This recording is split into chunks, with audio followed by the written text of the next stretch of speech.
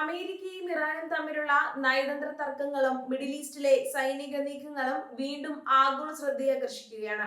ഇറാനിലെ ആണവ നിലയങ്ങൾ ഐക്യരാഷ്ട്രസഭയുടെ ആണവ നിരീക്ഷകരായ അന്താരാഷ്ട്ര ആണവോർജ ഏജൻസിക്ക് പരിശോധന നടത്താൻ ടെഹ്റാൻ സമ്മതിച്ചിട്ടുണ്ടെന്ന് US പ്രസിഡന്റ് ഡൊണാൾഡ് ട്രംപ് വ്യക്തമാക്കിയതോടെയാണ് ഈ വിഷയത്തിൽ പുതിയ ചർച്ചകൾക്ക് തുടക്കമായത്.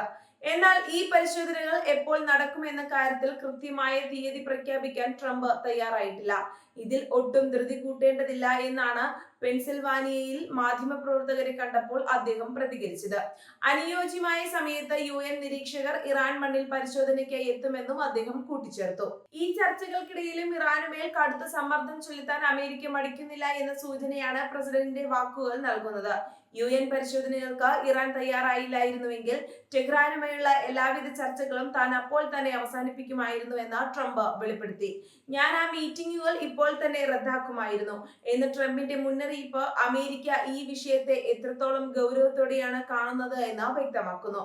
സമാധാന ചർച്ചകൾ മുന്നോട്ടു പോകണമെങ്കിൽ ആണവ നിലയങ്ങളിലെ കടുത്ത പരിശോധനകൾക്ക് ഇറാൻ വിധേയമായി തീരൂ എന്ന കർശന നിലപാടാണ് വൈറ്റ് ഹൗസിന്. എന്നാൽ ആണവ പരിശോധനകൾക്ക് പൂർണ്ണമായി അനുമതി നൽകിയിട്ടുണ്ടോ എന്ന കാര്യത്തിൽ വാഷിംഗ്ടണും ടെഹ്റാനും തമ്മിൽ ഇപ്പോഴും വലിയ ഭിന്നത നിലനിൽക്കുന്നുണ്ട്.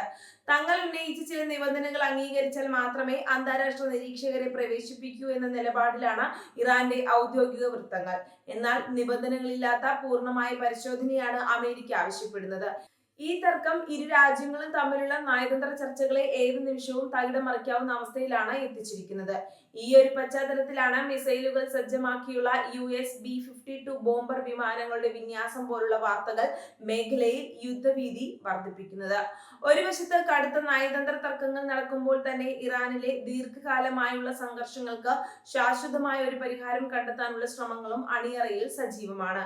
യുദ്ധ സാഹചര്യങ്ങൾ പൂർണ്ണമായും അവസാനിപ്പിച്ച് മേഖലയിൽ സ്ഥിരത കൊണ്ടുവരിക എന്നത് അന്താരാഷ്ട്ര സമൂഹത്തിന്റെ വലിയൊരു ആവശ്യമാണ്.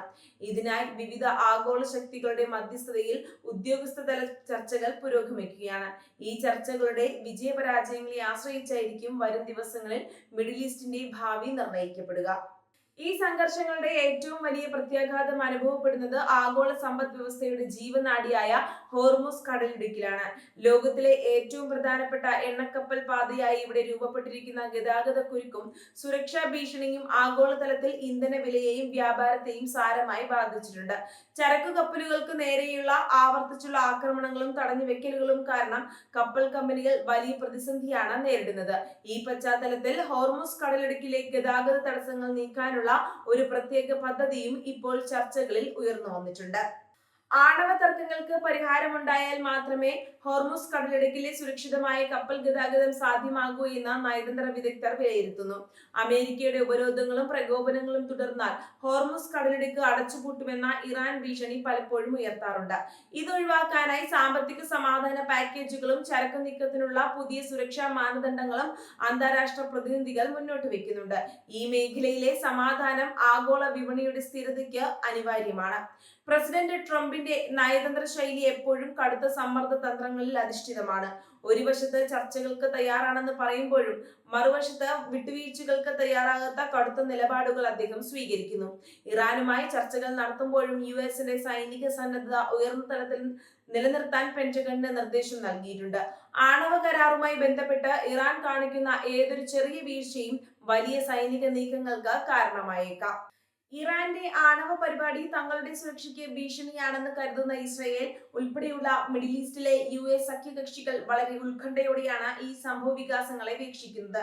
ട്രംപ് ഇറാനോട് മൃദു സമീപനം സ്വീകരിക്കുമോ എന്ന ഭയം ഇവർക്കുണ്ട്. എന്നാൽ ചർച്ചകൾ റദ്ദാക്കുമെന്ന ട്രംപിന്റെ പുതിയ മുന്നറിയിപ്പ് സഖ്യകക്ഷികൾക്ക് ഒരു പരിധിവരെ ആശ്വാസം നൽകുന്നതാണ്. അമേരിക്ക തങ്ങളുടെ താൽപര്യങ്ങൾ സംരക്ഷിക്കുമെന്ന പ്രതീക്ഷയിലാണ് മേഖലയിലെ മറ്റു രാജ്യങ്ങൾ. അതേസമയം അമേരിക്കയുടെ ആഭ്യന്തര രാഷ്ട്രീയത്തിലും ഈ ചർച്ചകൾ വലിയ സ്വാധീനം ചെലുത്തുന്നുണ്ട്. ട്രംപിന്റെ വിദേശ നയങ്ങളെ പ്രതിപക്ഷം കടുത്ത ഭാഷയിലാണ് വിമർശിക്കുന്നത്. ഇറാനുമായുള്ള ചർച്ചകളിൽ വ്യക്തമായ ഒരു നയരൂപീകരണം നടത്താൻ ട്രംപിന് സാധിക്കുന്നില്ലെന്നാണ് വിമർശകരുടെ വാദം. എന്നാൽ പെൻസിൽവാനിയയിൽ ട്രംപ് നടത്തിയ പ്രതികരണം താൻ തന്നെയാണ് ഈ ചർച്ചകളുടെ നിയന്ത്രണം ഏറ്റെടുത്തിരിക്കുന്നത് എന്ന് കാണിക്കാനുള്ള ഒരു ശ്രമം കൂടിയാണ്. തുടർച്ചയായ സാമ്പത്തിക ഉപരോധങ്ങൾ കാരണം കടുത്ത പ്രതിസന്ധി നേരിടുന്ന ഇറാൻ ജനതയ്ക്ക് ഈ ചർച്ചകൾ ഏറെ നിർണായകമാണ്. ഉപരോധങ്ങൾ നീങ്ങി സാമ്പത്തിക മേഖല സാധാരണ നിലയിലാകാൻ അവർ ആഗ്രഹിക്കുന്നുണ്ട്. എന്നാൽ രാജ്യത്തിന്റെ പരമാധികാരത്തിന്മേലുള്ള കടന്നുകയറ്റമായി UN പരിശോധനകളെ കാണുന്ന വലിയൊരു വിഭാഗം ഭരണാധികാരികൾ ഇറാനിലുണ്ട്. അതുകൊണ്ട് തന്നെ ആഭ്യന്തരമായ എതിർപ്പുകളെ മറികടന്ന പരിശോധനകൾക്ക് പൂർണ്ണ അനുമതി നൽകുക എന്നത് ഇറാന് എളുപ്പമുള്ള കാര്യമല്ല. ഹോർമുസ് കടലിടുക്കിലെ പ്രശ്നങ്ങൾ പരിഹരിക്കാൻ രൂപീകരിച്ചിരിക്കുന്ന പുതിയ പദ്ധതിയിൽ ഏഷ്യൻ രാജ്യങ്ങൾക്കും വലിയ താല്പര്യമുണ്ട്. ഇന്ത്യ, ചൈന, ജപ്പാൻ തുടങ്ങിയ രാജ്യങ്ങൾ തങ്ങളുടെ ഭൂരിഭാഗം എണ്ണ ഇറക്കുമതിക്കായും ആശ്രയിക്കുന്നത് ഈ പാതയെയാണ്. ഇവിടെയുണ്ടാകുന്ന ചെറിയൊരു തടസ്സം പോലും ഈ രാജ്യങ്ങളിലെ ആഭ്യന്തര വിപണിയെ വരിഞ്ഞു മുറുക്കും. അതിനാൽ നയതന്ത്ര ചർച്ചകൾ ആണവ വിഷയത്തോടൊപ്പം തന്നെ കപ്പൽ ഗതാഗത സുരക്ഷയ്ക്കും തുല്യ പ്രാധാന്യമാണ് നൽകുന്നത്. വരും ആഴ്ചകളിൽ UN ആണവ നിരീക്ഷകർ ഇറാന്റെ മണ്ണിൽ ഇറങ്ങുമോ ഇല്ലയോ എന്നത് ഈ നാടകീയമായ നീക്കങ്ങളുടെ അടുത്ത ഘട്ടം നിർണ്ണയിക്കും. ട്രംപ് പറഞ്ഞതുപോലെ അനുയോജ്യമായ സമയം എപ്പോഴാണെന്ന് വൈറ്റ് ഹൗസ് ഇതുവരെ വ്യക്തമാക്കിയിട്ടില്ല. ഈ കാത്തിരിപ്പ് മിഡിൽ ഈസ്റ്റിലെ സൈനിക വിന്യാസങ്ങളുടെ വേഗത വർദ്ധിപ്പിക്കുകയാണ് ചെയ്യുന്നത്. ഏതൊരു അടിയന്തര സാഹചര്യത്തെയും നേരിടാൻ അമേരിക്കൻ വ്യോമസേനയും നാവികസേനയും മേഖലയിൽ നിലയുറപ്പിച്ചിട്ടുണ്ട്. മിഡിൽ ഈസ്റ്റ് ഇപ്പോൾ നയതന്ത്ര ചർച്ചകളുടെയും യുദ്ധഭീഷണിയുടെയും ഒരു മുനമ്പിലാണ് നിൽക്കുന്നത്. ട്രംപിന്റെ കടുത്ത വാക്കുകളും ഇറാന്റെ പ്രതിരോധവും തമ്മിലുള്ള ഈ പോരാട്ടം എങ്ങോട്ട് തിരിയുമെന്ന് പ്രവചിക്കുക അസാധ്യമാണ്.